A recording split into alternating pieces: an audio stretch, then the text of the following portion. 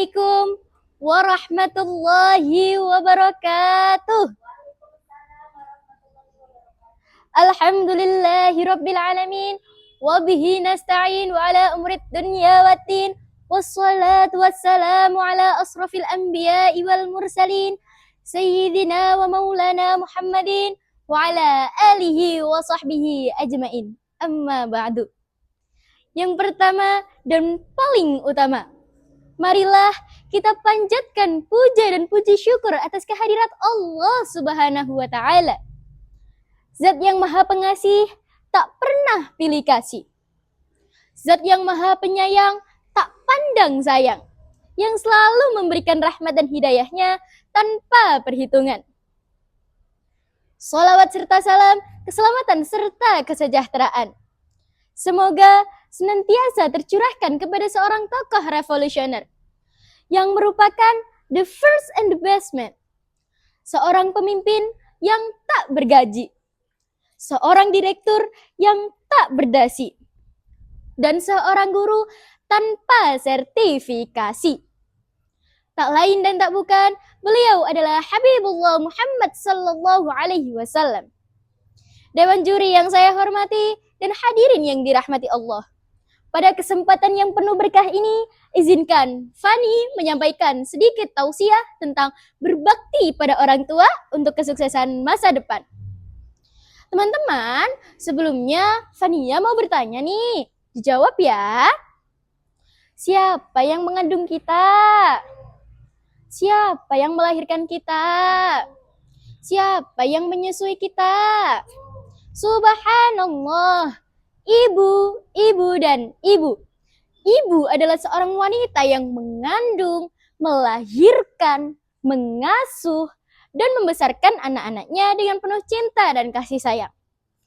Seorang ibu merupakan sosok wanita yang paling berjasa dalam hidup kita. Jasa terbesar dari seorang ibu adalah pengorbanannya dan penderitaannya ketika mengandung dan melahirkan anak-anaknya. Seperti yang tersirat dalam surah Al-Luqman ayat 14.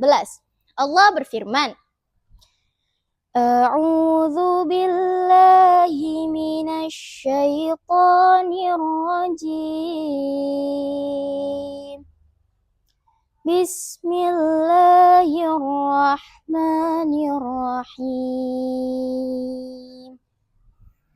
Wa wassayna al-insana biwalidayhi hamalathu ummuhu wahnan ala wahnin wa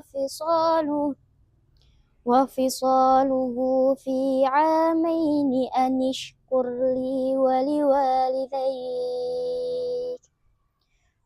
liwalidayka ilayyal masir. Shadaqallahul azim. Yang artinya, dan kami perintahkan kepada manusia agar berbakti kepada kedua orang tuanya. Ibunya telah mengandungnya dalam keadaan lemah yang bertambah-tambah dan menyapihnya selama 2 tahun. Bersyukurlah kepadaku dan kepada kedua orang tuamu. Hanya kepadakulah engkau kembali. Oleh karena itu, wahai teman-teman, siapapun, kapanpun, dimanapun, dan dalam keadaan apapun, kalian wajib berbakti kepadanya.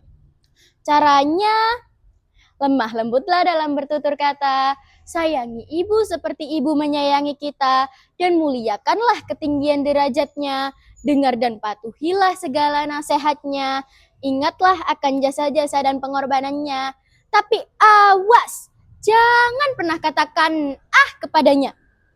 Sekali saja, ucapan dan perbuatan kita dapat menggores luka di hatinya, berarti kita telah menyemaikan bibit-bibit kedurhakaan kepadanya. Coba bayangkan, selama 9 bulan lebih, seorang ibu merasakan sakit yang bertambah-tambah. Lagi tidur nih misalnya, miring ke kanan, salah. Miring ke kiri, susah. Terlentang, sesak. Telungkup, apalagi. Sampai saatnya melahirkan, seorang ibu mempertaruhkan nyawanya antara hidup dan mati. Oh iya teman-teman, Ada loh lagu yang mengisahkan tentang ibu kita. Judulnya Kaulah Ibuku. Hayo, ada yang tahu gak nih lagunya? Yang tahu, ikut nyanyi bersama ya. 1, 2, 3. Bersinar kau bagai cahaya yang selalu beriku penerangan. Selembut citra kasihmu kan selalu ku rasa dalam suka dan duka. Kaulah ibuku, cinta kasihku, terima kasihku, takkan pernah terhenti. Kau bagai matahari yang selalu bersinar, sinari hidupku dengan kehangatanmu. Wih, banyak juga nih yang hafal. Tepuk tangan dulu dong untuk kita semuanya. Dewan juri yang saya hormati dan teman seperjuangan yang saya sayangi. Itu baru sebagian jasa para ibu yang tak dapat dipaparkan dalam durasi waktu yang singkat ini. Yang jelas, kita sebagai seorang anak wajib memuliakan ibu kita. Eits, tapi bapak-bapak jangan cemburu dulu. Adakah bapak-bapak yang cemburu? Seorang bapak juga wajib dimuliakan loh. Tapi kapasitas ketinggian derajatnya beda dengan ibu. Derajat seorang ibu untuk dimuliakan lebih tinggi 3 tingkat dibanding ayah. Ada sahabat yang bertanya pada Rasulullah, "Ya Rasulullah, man ahaqqun nasi bihusni sahabati?"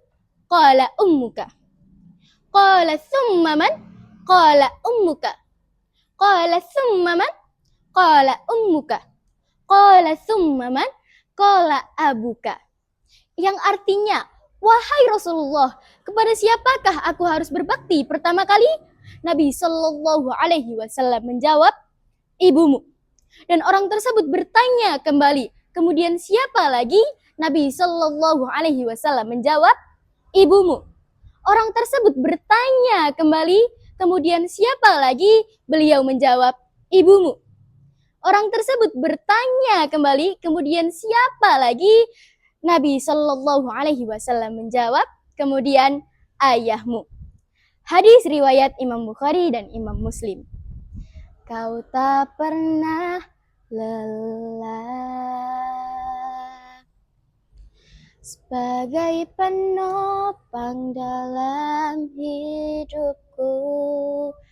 Kau berikan aku semua yang terindah.